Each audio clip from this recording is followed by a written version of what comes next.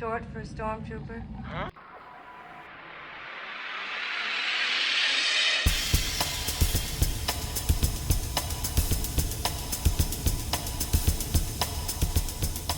What's up, my friends? It is Stormy, of course, and welcome back to another Wednesday update.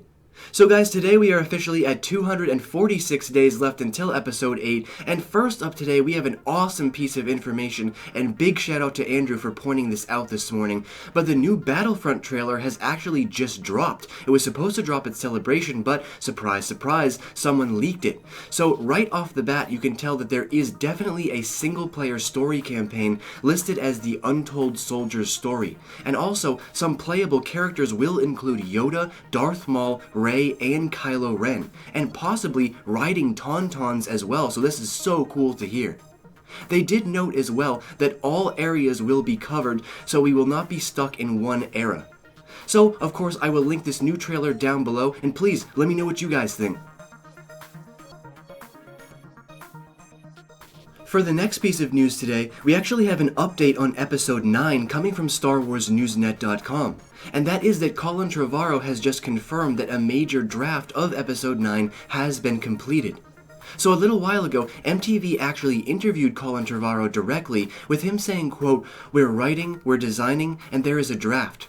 We're throwing 110% of ourselves into it, so there will be nothing left of me when I'm done." So this is really exciting to hear because I always like to know writers are still working on the script day after day to make sure that the finished product is the absolute best they can make it. But what I want to know now from all of you guys is, do you think that Colin Trevorrow is the right director for Episode 9?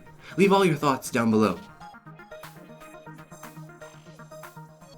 Next up, we have a massive amount of information pertaining to both Laura Dern's character and Poe in Episode 8. So first up, this information on Laura Dern is coming from the very reliable sources over at MakingStarWars.net. And what they are reporting on now is that Laura Dern's character is rumored to be an admiral called Haldo.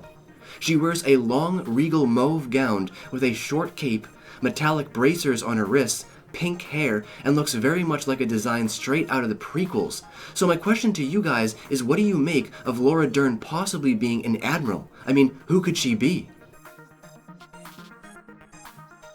Now as for Poe, they said that his famous black X-Wing will be souped up in this movie with brand new engines, and that Laura Dern's character actually might be his enemy in this film, but it's still unclear as to why. The only thing we can assume is that the Resistance will be very divided in this film, with people starting to take sides, and there might be some animosity growing between the two. Also, they went on to mention that there are new BB-8 units in this film that seem to be more steampunk in design, and new Resistance ships brought over by Laura Dern's character that seem to be very formidable, equipped with ball turrets and powerful lasers.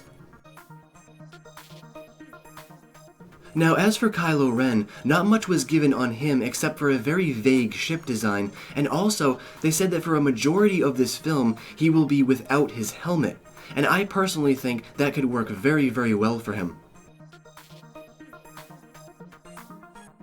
Now for the next news story up today, we have finally got some revealing and solid information on Snoke in The Last Jedi.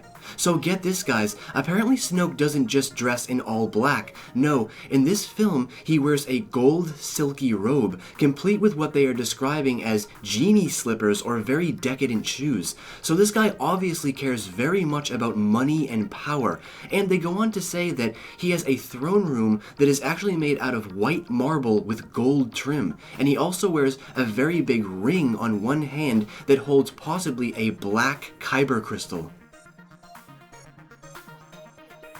The article also goes on to touch on the fact that Snoke does indeed have royal guards in this movie, and right now they are being referred to as the Praetorian Guards, just like the old Roman guards.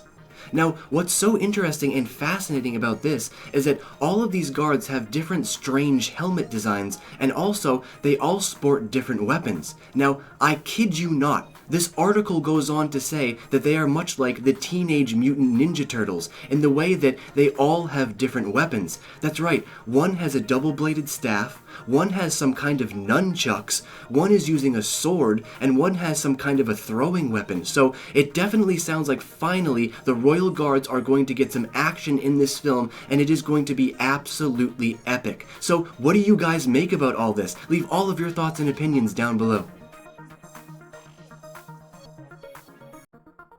And for the last piece of news we have today, it's actually a confirmation on Snoke's location. They say that Snoke will be spending a majority of the film on his Mega Destroyer.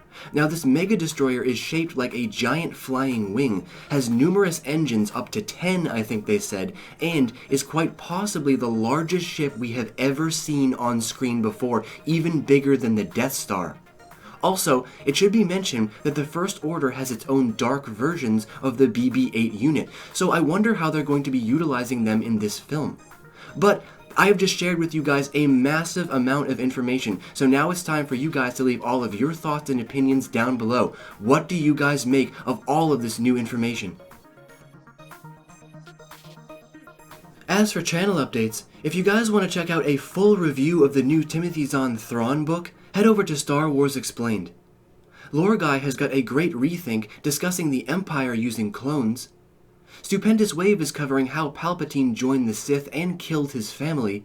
And of course, if you need your Star Wars news over the weekend, don't forget about MakingStarWars.net, StarWarsNewsNet.com, and of course, Jedi Council over on Collider Videos. And as always, until next we meet, stay in a galaxy far, far away.